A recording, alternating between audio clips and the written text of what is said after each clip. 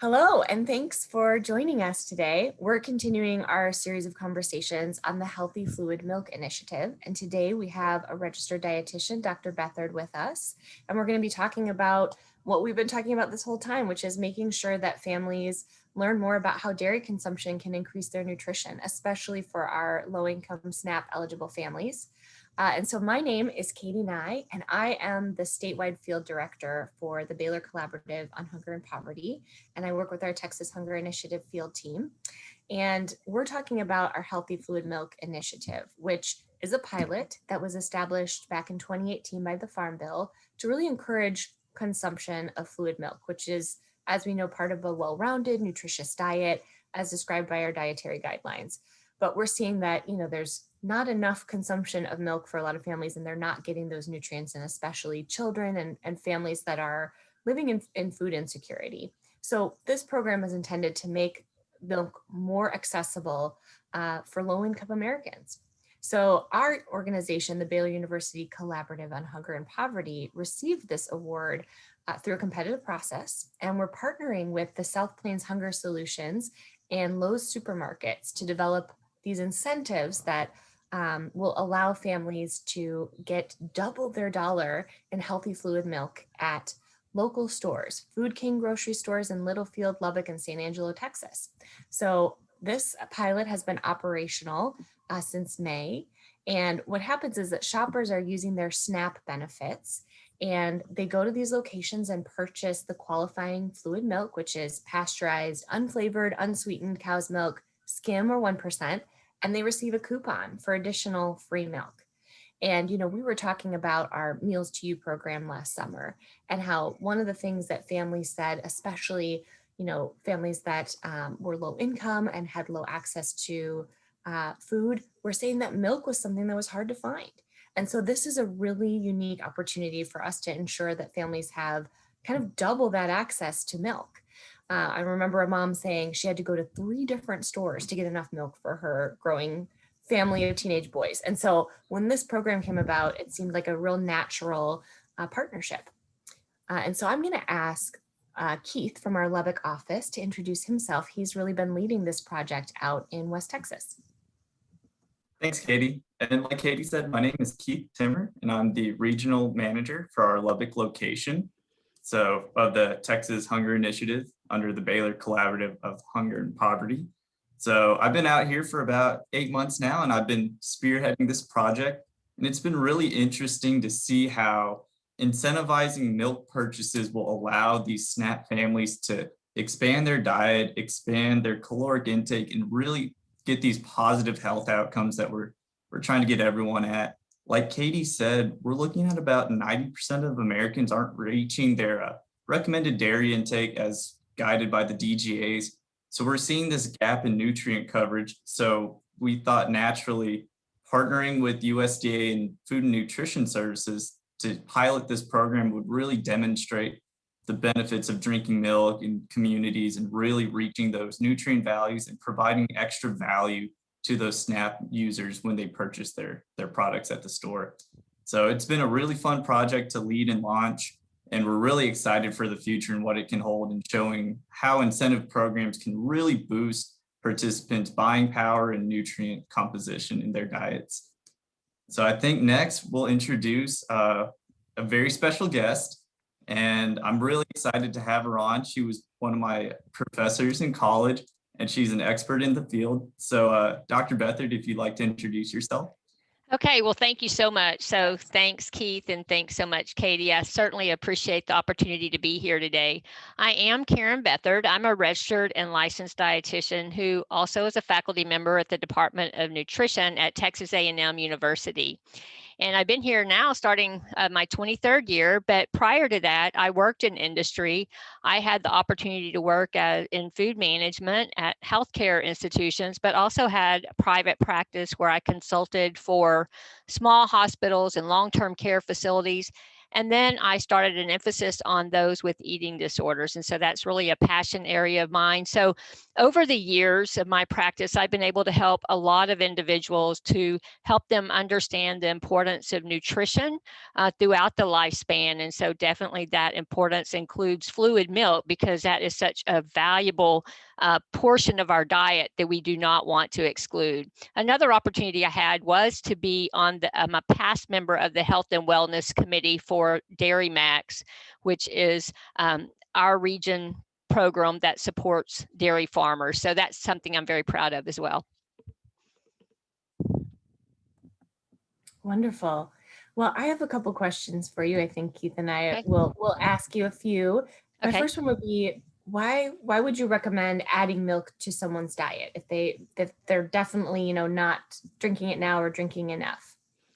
Well, we've all heard that kind of statement about bang for your buck, right? We always want, the most for the less amount. Well, milk is that product, honestly, okay, because it has 13 major nutrients in it that are necessary to daily life. And so often we think about milk, we think about calcium, so, strong bones and teeth, but we may not think about some other nutrients like vitamin D. Vitamin D is not in a lot of foods. And so it's very difficult to get it in your diet unless you are consuming those foods with it. And milk certainly is one of the exceptional sources of vitamin D, vitamin A. It's for our B vitamins that give us a lot of energy to function. The other thing I really like about milk, it's a great blend of protein and it has carbohydrate, and the carbohydrates from the milk itself, but the protein is so valuable in our diet because it keeps us full. It provides that satiation. So we get that fullness and we get energy as well from a glass of milk. So, I mean, wow, that's awesome. The vitamins, all that energy is exceptional. I guess I'll ask you the next question. We mentioned earlier that about 90% of Americans aren't reaching their recommended daily dairy intake. So why do you think that is? Yeah, this is really sad, to be quite honest. And as a dietitian, I really focus a lot on prevention. And I think there's a couple of reasons for that. One, the market is flooded with a variety of diverse beverages that people can reach out to. There's a lot of promotion about maybe drinking maybe a nut-based product like maybe almond milk or rice milk or coconut milk, and maybe it's lower calories or this or that. But also when you maybe go to lower calories, you're going to fewer nutrients. And so we want to think about that. Also, I think we have an obesity epidemic, which all of us are aware, I'm pretty sure. But I think people often are substituting those sugared beverages for this nutrient-dense product of milk. And so I think sometimes that's due to lack of awareness of the nutrients in milk and then what people are getting in that sugared beverage. And so certainly, those sugared beverages are contributing to our obesity issue as opposed to the milk, which would give us all the nutrients to be healthy. For younger children to have strong bones and teeth, go out and play, even to help their cognition because they're getting protein and carbohydrates so they can think more clearly when they're getting a good nutrient. The other thing I would say is, we think about milk as a young child's beverage. We know children need milk. But as we age, I think we think, well, we're, whatever age, maybe it's adolescent, maybe it's young adult, maybe it's even elderly. And we think, well, that's a child's drink. We really don't need that. We want to choose for the tea or for the water. And, I'm not saying anything negative against those beverages. They're absolutely fine, but you don't want to neglect the milk because it's still providing those excellent nutrients that you need in your body throughout your aging process. And so, especially for older people, sometimes I think they may not think, well, I don't need that milk, but yet the protein and the nutrients it brings are so beneficial. Yeah. And, I grew up in Wisconsin drinking a glass of milk for dinner, every night, but I didn't really think about what was in it. It was just kind of a refreshing beverage and I drank that with my dinner. What's a dietary benefit of drinking milk that most people aren't thinking about when they just sit and have a glass with cookies or, dinner? Yeah. Well, and we probably most of us have heard that old wives tale, if you can't sleep at night, drink a warm glass of milk. Well, why is that? Well, that's one of the things I would say is milk does have protein, which keeps you full through the night. It also shows that, protein can help restore your body, but also that carbohydrate kind of gives you a little bit more of a relaxation, calming component. So, milk can be calming. So maybe if the kids aren't wanting to go to bed, give them a nice glass of milk. But also, there's some other benefits like with our gut health or immunity. Milk has a lot of nutrients that lend to enhancing our immune system. And so, there's several benefits of consuming the milk beyond the fact of it just tastes good with that, cookie or in your cereal or whatever choice that you choose to drink your milk product. So you've talked a lot about the benefits of drinking milk and all the vitamins and minerals that are present and how it's a really good supplement to your diet and it's almost irreplaceable. So when we're talking about milk consumption, what's one misconception that you commonly hear and what would be your response to that? Yeah, I think there's a couple, but the one I want to focus on most is lactose intolerance. I think, you may hear people, especially as they age, say, well, I can't drink milk because I'm lactose intolerant. Maybe it gives me gas or just makes me feel uncomfortable.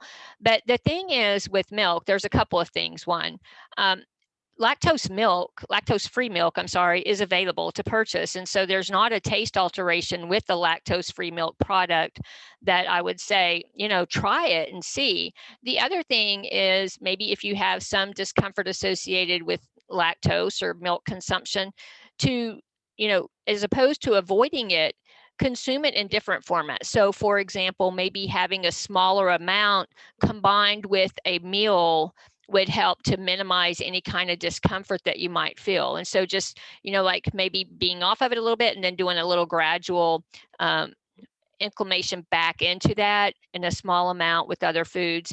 And then alternatively, I know we're really focusing on fluid milk, so I don't want to, detract from that a lot, but I do want to focus on the fact that, there are other dairy alternatives like cheese sticks and, yogurt that can be used to, also provide the dairy benefit. So fluid milk is absolutely wonderful, but these other sources can be useful if you are, feeling like you're lactose free. So small amounts with other foods is a good way to approach that.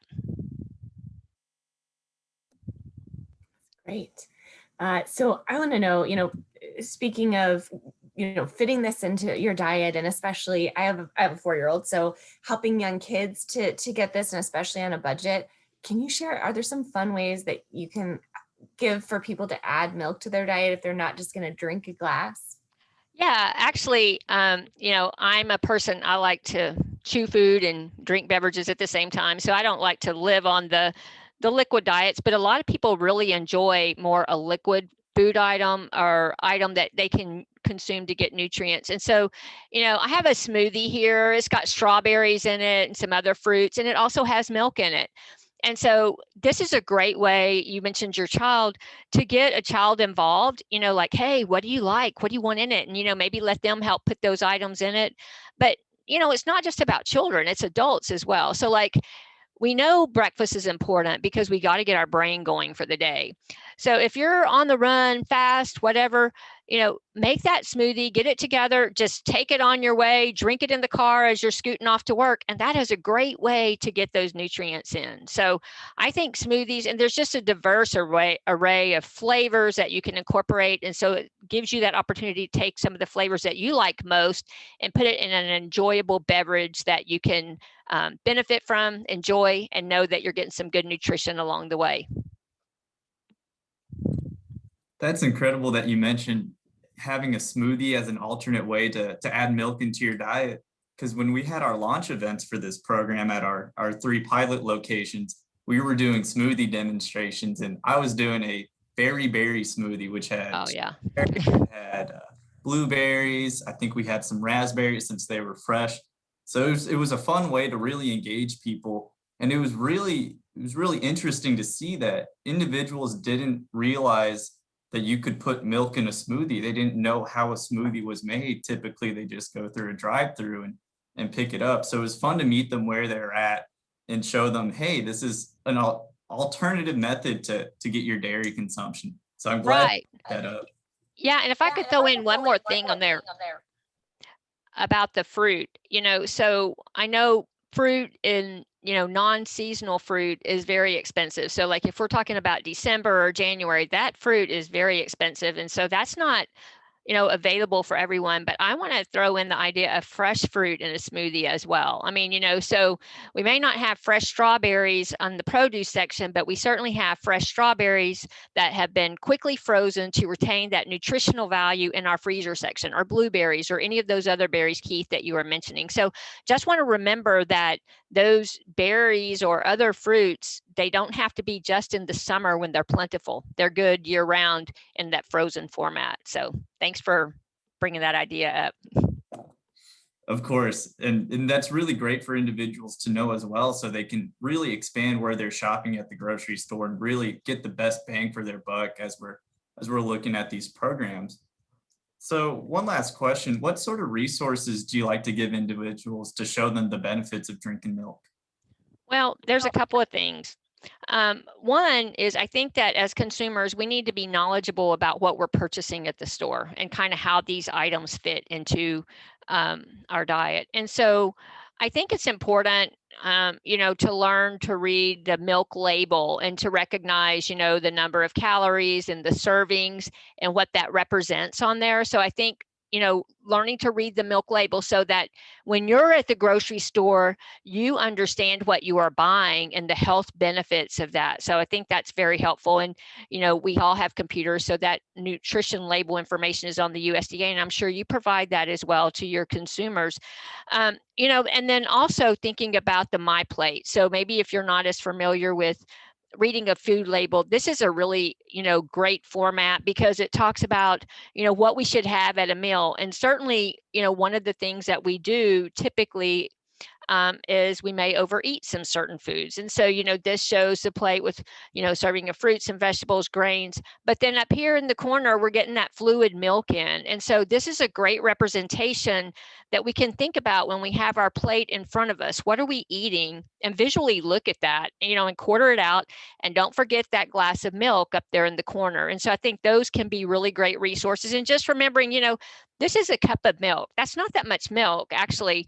And so thinking about how we can get that in is so important. Put it with your meal, have it as a snack, whatever way, just make sure that you're doing your best to get those nutrients in your body because you need those to be healthy.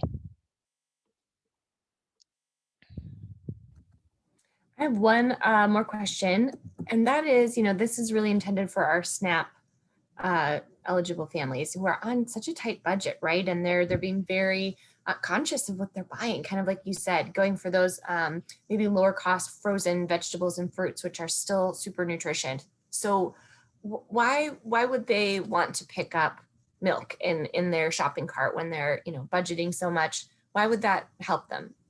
Okay, so I think there's many reasons, and I think we've stated quite a few of those today. And actually, if you don't mind, if I share an infographic with you really quick, because I think this is going to display part of that. And so when you think about a glass of milk, you're thinking about less, as far as cost wise, less than 25 cents per portion of this product that is going to provide all these nutrients. So, 13 major nutrients. And so you see the values, but calcium and protein, vitamin D. And vitamin D, again, I just want to keep emphasizing, these are not nutrients just for children. I've been studying aging, and we need these nutrients all through our lifespan to keep healthy. Phosphorus, vitamin A, our B vitamins, zinc, selenium, iodine, potassium. So I'm not sure that when a bang for your buck, I'm not sure that you're going to find another food that you're actually going to get all these nutrients. And so I totally understand the economic aspect of it. But when you start putting, the economics weighed out and balance in what you're getting, actually, that balance of what you're getting is going to far exceed the cost that you're spending. And when you are doing this incentive program and you're getting extra milk, I mean, that's awesome. And, you're keeping your kids full, which is important. None of us want our children to be hungry, and milk does provide that satiation where they feel full. Plus, they have extra energy to go play or do sports or whatever it is that they want to do, And so I think for all of us, it doesn't matter our socioeconomic level. We all need to think about our nutrition and, where we want to be, because what we eat now is going to affect our future, and how we feed our children now will affect their future. So just a few things to think about there. Yeah, that's really cool. And I like how you mentioned looking for the best bang for your buck. I think that's what really benefits drinking milk. You get all those nutrients into your diet at such a low cost per unit. So that's really great to hear you explain that a little bit more and really tell the world that milk is that product for everybody. So Really is. any last comments about why milk is a good addition to a well-rounded diet? I know we touched on a lot of those points already. Right. And I just would really encourage your viewers to kind of think about, what they're serving at their meals or their snacks for themselves or to their children, and really think about that nutrition component and think about, what is this doing for my overall health? Because as I mentioned at the beginning of our dialogue about obesity, and milk can be that aspect to keep you more full for a longer period, yet provide all these nutrients. And so if you're more full, you're not automatically reaching for another food item, maybe a sweet item, a soft drink. And so maybe just thinking about stepping back, thinking about what can I do? And it doesn't have to be a huge thing. Like an idea might be to start, if you're not having any milk at all, start 1 glass of milk a day. If you're already having 1 glass, step it up to 2. So really think about what is one small action item I can incorporate now so that it's going to help either me or my child or my other family member to be healthier. Because overall, I think as a society, we want to be healthier. And personally, we want to be healthier. We don't necessarily want to deal with the chronic disease issues that go with, an unhealthy diet and lifestyle. Well, Dr. Beathard, thank you for taking this interview with us. I think both Certainly. I learned a lot about why adding milk is such a beneficial thing to your diet. As you know, June is actually National Dairy Month, so that's why we invited you out on this call. And we're really just trying to illustrate why fluid milk and other dairy products are such a beneficial addition to your diet. And like you kept mentioning, it's the real bang for your buck. So thank you again for coming on. Yeah, certainly. It's an honor to be here with you today. And I certainly support the programs that y'all are doing. Very proud to see y'all out there promoting these initiatives, because it's so important for everyone to understand the importance of good nutrition. So I just appreciate the opportunity to be here and participate and support the National Milk Month. So that's great, or National Dairy Month. So appreciate it very much. Thank you. I certainly learned a lot. I think my big takeaway was just how much a cup of milk is. I think that's an easy addition to anyone's diet. So I hope everyone who watches this has that light bulb go off and has a glass of milk today. Thank you so much.